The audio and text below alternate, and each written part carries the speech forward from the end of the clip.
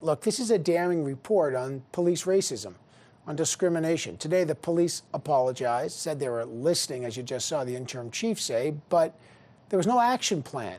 There have been countless reports about police racism, about discrimination in Toronto, about carding Black and Indigenous and visible minorities.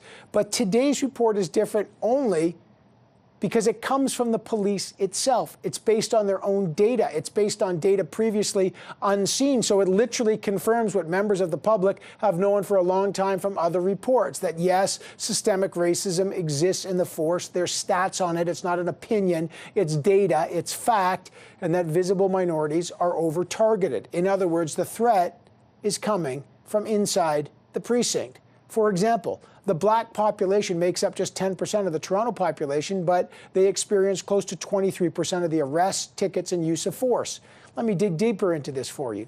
The Black community is 2.2 times more likely to experience an enforcement interaction, that's what the report calls it, with the Toronto Police, and they are 1.6 times more likely to experience use of force at the hands of police. Black residents were also 2.3 times more likely to have firearms, twice as likely, more than twice as likely, to have firearms pointed at them when not perceived to be in possession of a weapon. If you're a white Torontonian, you are 1.4 times more likely to have less than lethal force applied when they're perceived to be in possession of a weapon, when they're perceived to be in possession of one. Like, it's remarkable. Indigenous citizens are also overrepresented in strip searches by 1.3 times relative to their presence in arrests.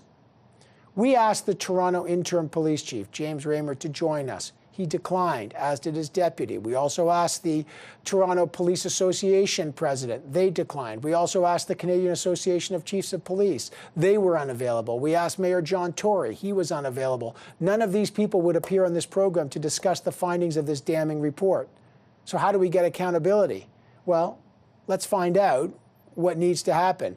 Moya Teklu is the executive director and general counsel of the Black Legal Action Center, and will later be joined by Sandy Hudson, the co-founder of Black Lives Matter. Moya, let me start with you. First, your reaction to this report. I'll tell you what I didn't experience, and that was surprise. This information isn't new.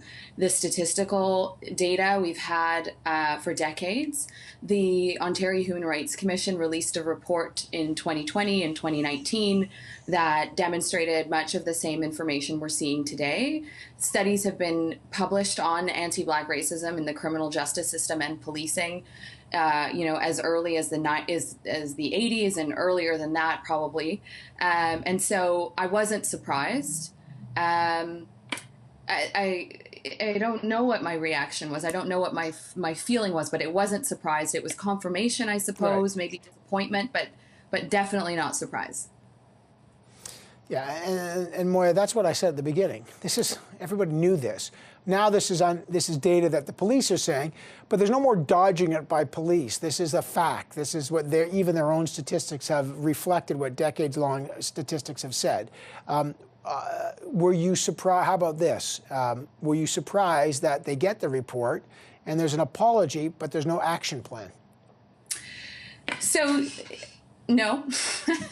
I think the fact that we've known about this issue for decades, and that we continue to experience, and Black people continue to experience, disproportionate rates of arrest, disproportionate rates of charging, disproportionate rates of assaults, of strip searches, is very indicative of what we're going to be seeing in the future as well. And that is that the police are incapable of policing themselves. The police are incapable of reforming themselves, and they've shown that time and time again. So get at this. The police chief apologizes, says he's listening. They hold this press conference. What needs to happen to make some kind of plausible change in your view? In my view, for a plausible change to occur, it needs to happen at the federal, provincial, and municipal government, at those levels, and not within police services. We saw an example of that with the release of this data. That was a result of the Anti-Racism Act, the Provincial Anti-Racism Act, requiring the collection and dissemination of this data. because for years we were asking for it. And for years, we were told that they weren't going to release it. And when it was released through freedom of information requests, the validity of the data was questioned.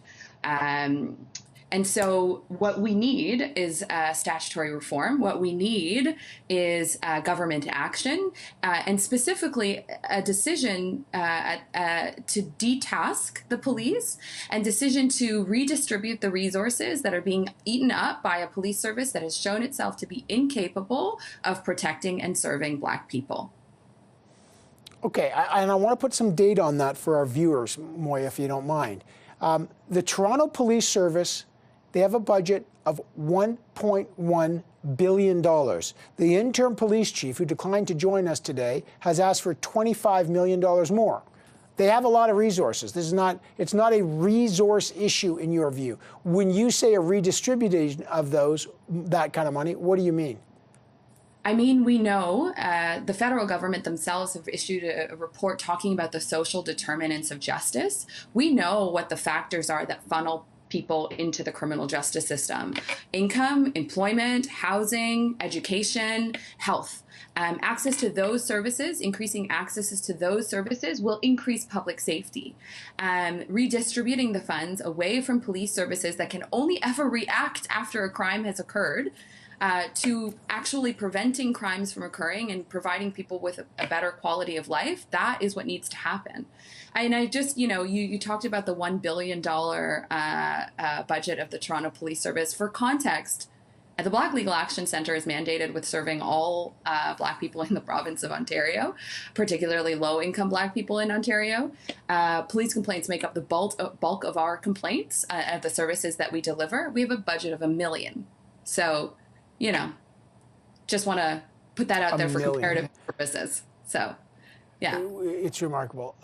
Just before I let you go, and I'm speaking to the executive director and the general counsel of the Black Legal Action Center, Moya Teklu, whose budget, by the way, first of all, what you're saying surprised me, is $1 million. And we're talking about a police service with asking for $25 million on top of the $1.1 billion that they already get.